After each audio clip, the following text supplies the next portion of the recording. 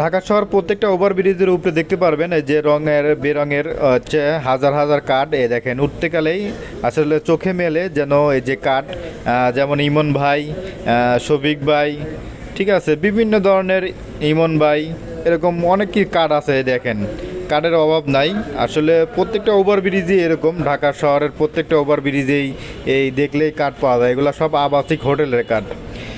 আসলে এইগুলা দেখে কিন্তু স্কুল এবং কলেজের ছাত্রছাত্রীরা আসলে নষ্ট হয়ে যাইতেছে দেখেন, হাজার হাজার কাঠ।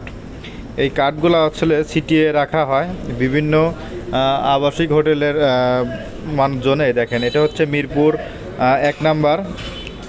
এই মিরপুর 1 নাম্বার ওভারব্রিজে উঠতে গেলেই আপনার প্রত্যেকটা ওভারব্রিজে, ঢাকা শহর প্রত্যেকটা ওভারব্রিজেই এরকম কাঠ দেখা যায়।